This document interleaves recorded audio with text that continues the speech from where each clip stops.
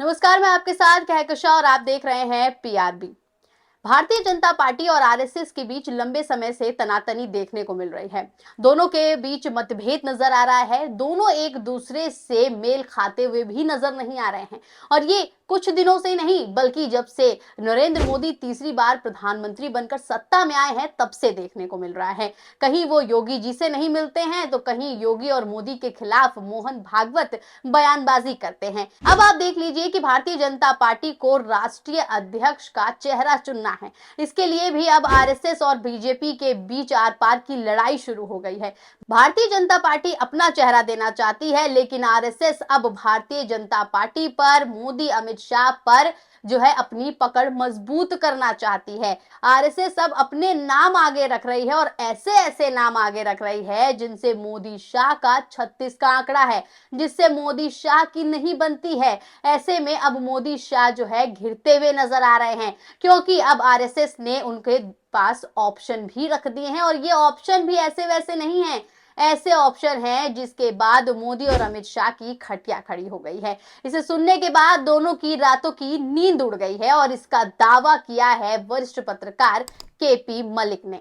KP Malik ने अपने tweet में क्या कुछ लिखा है वो तो हम आपको बताएंगे, लेकिन आपको उससे पहले बता दें कि पहले जिस तरीके से संजय जोशी का नाम आरएसएस ने आगे रखा था पार्टी का राष्ट्रीय अध्यक्ष बनने के लिए, उसके बाद देख लीजिए मोदी शाह के इनकार के बाद फिर से आरएसएस ने एक ऐसा नाम आगे रख दिया है जिससे मोदी शाह की नहीं बनती है। तो पहले हम आपको बता देते हैं कि किस तरीके से आरएसएस एक के बाद एक ऐसे पैंतरे खेल रहा है जिससे मोदी शाह की नींद उड़ती हुई नजर आ रही है। खबर मौजूद है, खबर में साफ तौर पर क्या कुछ लिखा हुआ है हम आपको बताते हैं और वो नाम भी बताते हैं जिसे अब आरएसएस ने राष्ट्रीय अध्यक्ष के लिए आगे किया है। खबर पर नजर डालें, जी भारत की खबर है और इस खबर में देख लीजिए लिखा हुआ है, हेडिंग पे लिखा हुआ है, देख लीजिए कि ना मोदी को पसंद ना शाह से करीबी, फिर भी बीजेपी के राष्ट्रीय अध्यक्ष की रेस में वसुंधरा राजे की एंट्री कैसे। अंदर खबर पर नजर डालें तो लिखा हुआ है कि भाजपा में लंबे समय से नए राष्ट्रीय अध्यक्ष की नियुक्ति पर मंथन चल रहा है। जेपी नड्डा के कार्यकाल खत्म होने और मोदी सरकार में कैबिनेट मंत्री का दर्जा पाने के बाद से ही पार्टी नए मुखिया को तलाश रही है। रेस में पहले भी कई नाम सामने आ चुके हैं लेकिन अब एक ऐसे नाम की चर्चा हो रही है जिसने सियासी गलियारों में सभी को चौंका दिया है। ये नाम भाजपा की राष्ट्रीय उपाध्यक्ष और राजस्थान की पूर्व सीएम वसुंधरा राजे का है। सूत्रों की ओर से दावा किया जा रहा है कि वसुंधरा राजे का नाम आरएसएस ने आगे बढ़ाया है।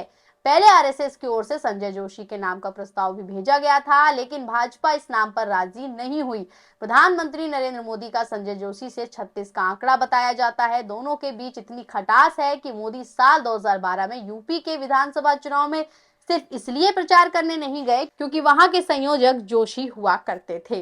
तो देख लीजिए यहाँ खबर में ये साफ हो गया है कि आरएसएस ने ही वसुंधरा राजे का नाम जो है वो आगे किया है। तो अब यहाँ पे साफ हो गया है कि आरएसएस कहीं ना कहीं चाहती है कि वो अपने मन मुताबिक इस बार पार्टी का राष्ट्रीय अध्यक्ष चुने और ऐसे राष्ट्रीय अध्यक्ष चुने जिसका मोदी शाह से 36 का आंकड़ा हो, जिनसे उनकी नहीं बनती हो, नहीं पटती हो। पहले संजय जोशी का नाम आगे किया गया, अब वसुंधरा राजे का नाम आगे किया गया। और वसुंधरा राजे और मोदी शाह की कितनी बड़ी लड़ाई है, दोनों के बीच कितनी खटास है, ये तो आप लोग अच्छे से जानते ही होंगे। पहले वसुंधरा राजे राजस्थान की सीएम थी लेकिन किस तरीके से उन्हें सीएम पद से हटाया गया और अभी भी जिस तरीके से जब चुनाव के नतीजे सामने आए थे उसके बाद भी कहा जा रहा था कि वसुंधरा राजे जो है इनके खिलाफ जा सकती हैं। वसुंधरा राजे जो है कई ऐसे कदम उठा सकती हैं जिससे मोदी सरकार गिर सकती है। हालांकि ये तो नहीं हुआ लेकिन अब राष्ट्रीय अध्यक्ष की बनने की रेस में वसुंधरा राजे का नाम जरूर शामिल हो गया है।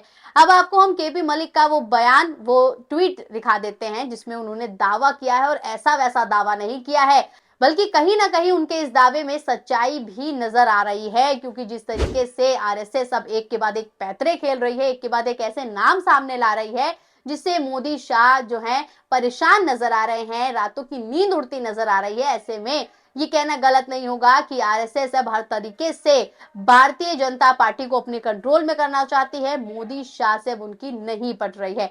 अब ट्वीट पे नजर डालें, केपी मलिक ने क्या कुछ लिखा है देखें। केपी मलिक ने देख लीजिए लिखा है कि बिग ब्रेकिंग, भाजपा अध्यक्ष के मुद्दे पर संघ आर पार के मूड में है। संघ की ओर से भाजपा के राष्ट्रीय अध्यक्ष के लिए संजय जोशी का नाम आने के बाद मोदी शाह की ओर से अन्य नाम प्रस्तावित करने पर संघ ने कड़ा रुख अपनाते हुए दो टूक कहा है कि आपको प्रधानमंत्री पद या राष्ट्रीय अध्यक्ष पद दोनों में से किसी एक को चुनना होगा।